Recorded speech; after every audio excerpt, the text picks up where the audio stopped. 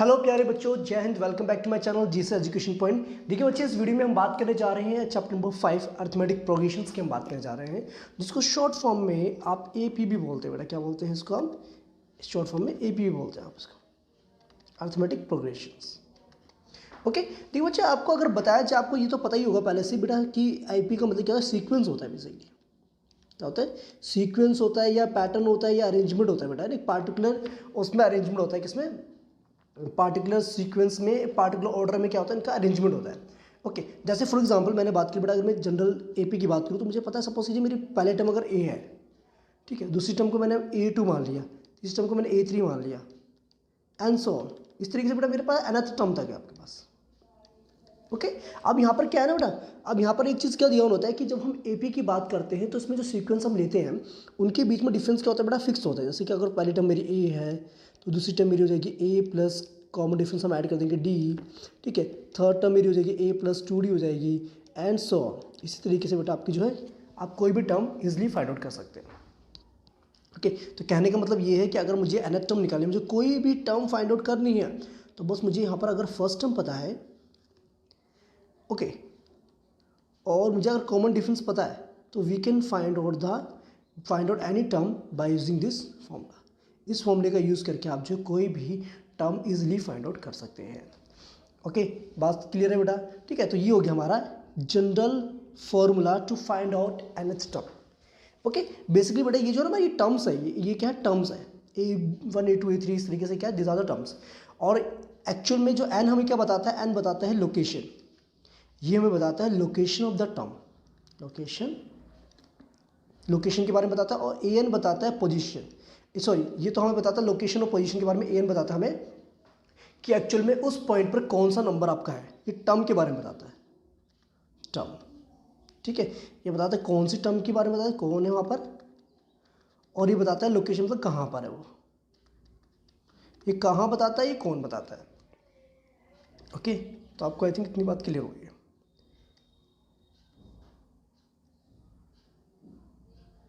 ठीक है बच्चे? ओके, अब बच्चे एक बात सुनो, ये तो आपको समझ में आ गई कि कोई भी टर्म निकालने का फॉर्मूला क्या होता है आपका, ये वाला होता है, an होता है, an equals to a plus n-1 2d होता है। अगर बेटा आपको पूछा जाए कि बताइए कि गिवन सीक्वेंस आपके एपी की फॉर्म में है कि नहीं है, तो उसके लिए आप क्या निकालते बेटा, कॉमन डिफरेंस निकालते थे। और कॉमन डिफरेंस निकालने का फॉर्मूला होता है आपका कि अगर मुझे मतलब आपकी कौन सी भी टर्म्स यानी कि नेक्स्ट टर्म में से उसकी प्रीवियस टर्म को अगर मैं सब्ट्रैक्ट कर दूँ तो वहाँ से आपको कॉमन डिफरेंस आ जाएगा इसलिए।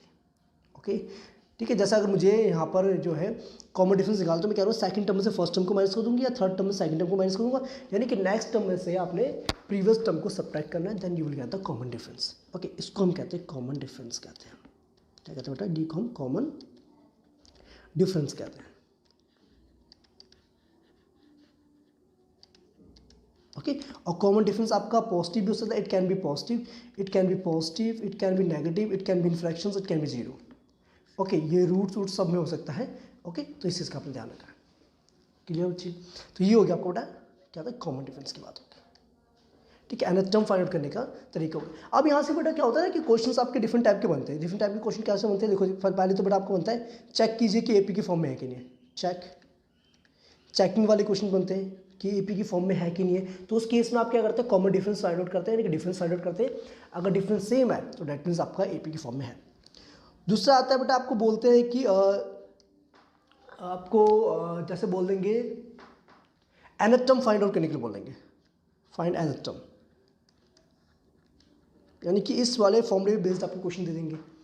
ओके, बोलेंगे कि अगर 7th टर्म जो है 10th टर्म से इतने ज़्यादा है तो बताइए कि बेटा कॉमन डिफरेंस क्या होगा, फर्स्ट टर्म क्या होगी। तो इस टाइप के क्वेश्चन देखने को मिल सकते हैं। या बेटा इस टाइप के क्वेश्चन भी आपको देखने को मिल सकते हैं कि आपको बोलेंगे 3 डिजिट नंबर्स बताइए या 2 डिजिट नंबर बताइए, इन नंबर्स के बीच में कितनी 3 डिजिट नंबर्स होंगे, कितनी 2 डिजिट नंबर्स होंगे। ओके, करेंगे जब बेटा हम क्वेश्चंस की बात करेंगे, जब क्वेश्चंस आपको प्रीवियस ईयर करवाएंगे तो आपको और डीपली समझ में आ जाएगा। तो आई होप बेटा एक कॉन्सेप्ट आपका क्लियर हो गया है। Very nice. अब बात करते हैं बेटा सम की, बात करते हैं सम ऑफ टर्म्स की बात करते हैं। Let's continue.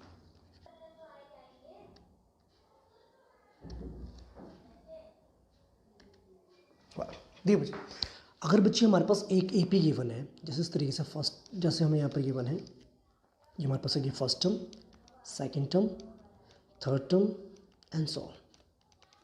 ठीक है, nth टर्म तक हमें गिवन है। ओके बच्चे, तो देखो सम निकालने के लिए ना हमारे पास दो तरीके हैं।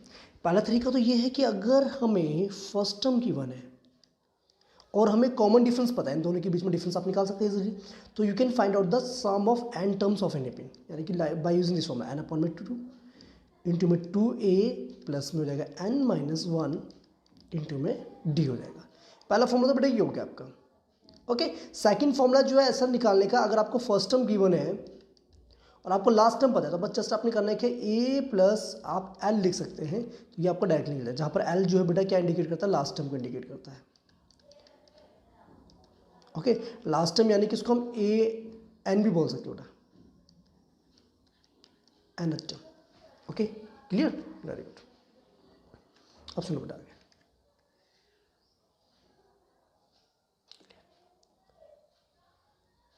ठीक है, ये बात तो आपको क्लियरली होगी है ना।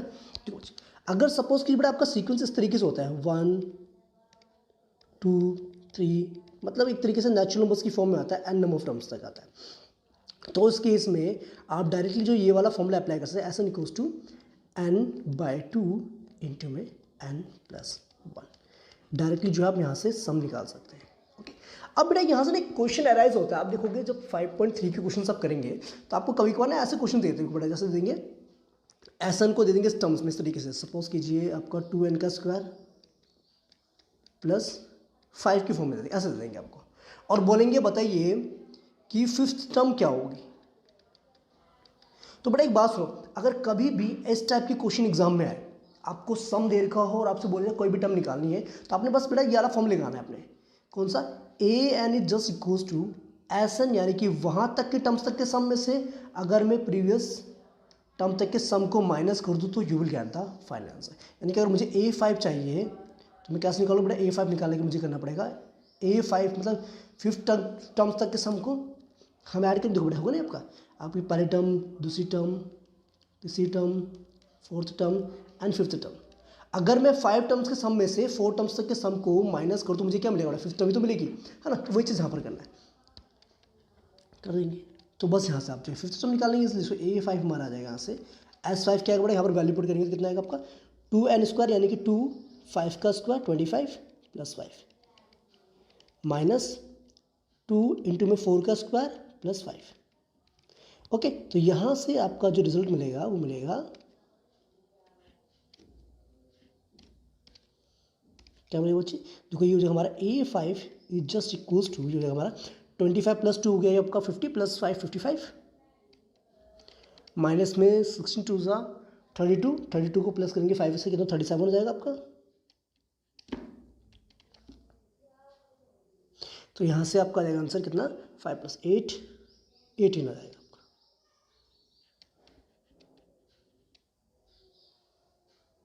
ठीक है बेटा, तो इस तरीके से जो है आप जो है कोई भी टर्म निकाल सकते हैं अगर आपको एसएन की फॉर्म में आपको डेटा गिवन हो तो।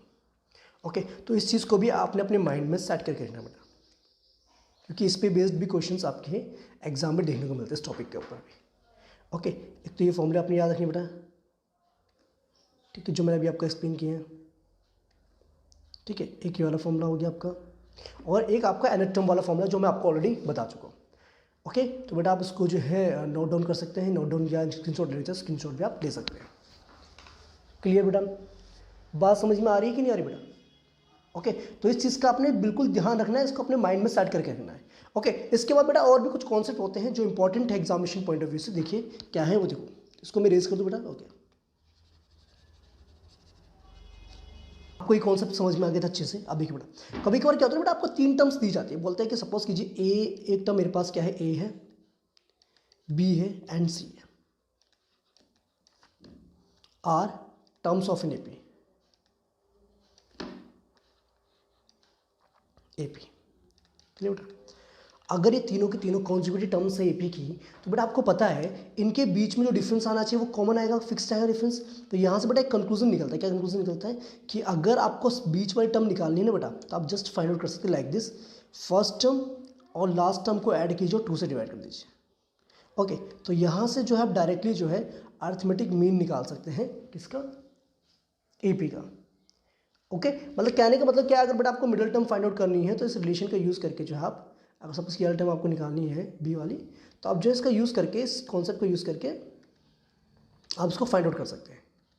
चलो बेटा, ये तो पता ही ना बेटा, देखो अगर आपको पता है यहाँ से कि कॉमन डिफरेंस निकालने का तरीका हमारे पास होता है, कॉमन डिफरेंस कैसे निकालते बेटा आप, बी माइनस ए और जो हमारा होगा सी माइनस ए, सी माइनस बी, क्लियर, दोनों इक्वल होंगे तो यहाँ से आपको मिल सकता है बेटा, ये हो जाएगा हमारा 2b इक्वल्स टू हो जाएगा a प्लस सी हो जाएगा, तो यहाँ से आ जाएगा हमारा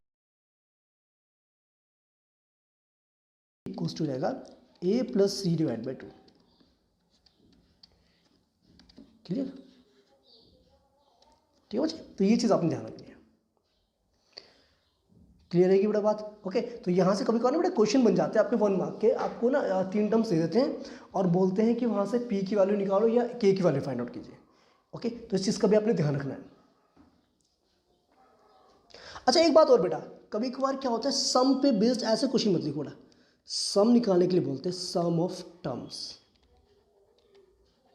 ठीक है, आपको ऐसे ये होता है कि अब आपको ऐसे बोलेंगे बेटा कि 3 टर्म्स का सम आपको गिवन है और आपको 5 टर्म्स का सम गिवन है, 4 टर्म्स का सम गिवन है, तो उस केस में बड़ा दिक्कत ये आती है कि हमने टर्म्स को बेसिकली लेके क्या चले।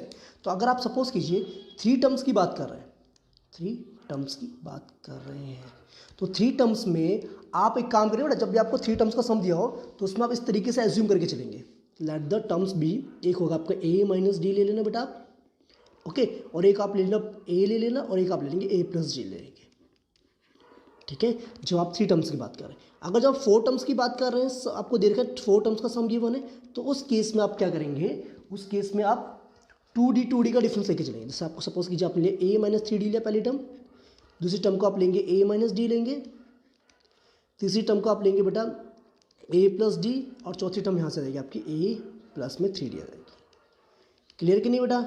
ओके, जब बच्चे 5 टर्म्स की बात करें, 5 टर्म्स की अगर आप बात करें तो उस केस में आपने क्या करना है, ऐसे करना है बेटा, a माइनस 2d पहली टर्म हो जाएगी, a माइनस डी आपकी सेकंड टर्म हो जाएगी, a आपकी थर्ड टर्म हो जाएगी, a प्लस डी आपकी फोर्थ टर्म हो जाएगी, और a प्लस 2d आपकी क्या हो जाएगी बेटा, फिफ्थ टर्म हो जाएगी। मतलब कहने का मतलब ये है, अगर आप इवन टर्म्स की बात कर रहे हैं तो उस केस में आप 2d का डिफरेंस लेके चलेंगे, तो यहाँ पर क्या 2d का डिफरेंस लिया हमने। अगर आप बात करेंगे ऑड की तो उस केस में आप dd का डिफरेंस लेके चलेंगे, और इस तरीके से लेना है बेटा ताकि सम करने में ना कुछ कैंसिल आउट हो जाए, तो आपके लिए ईजी हो जाए कैलकुलेशंस। ओके, तो इस चीज़ का आपने बहुत ध्यान रखना है। ओके, तो क्योंकि ना बेटा इस पर बेस्ड भी क्वेश्चंस बनते हैं, आपसे बोलते हैं ना कि सम ऑफ 5 टर्म्स हमें गिवन है AP के इतना, तो बताइए कि बच्चे AP क्या होगी, तो उस केसेस में आपने इस चीज़ का ध्यान रखना है।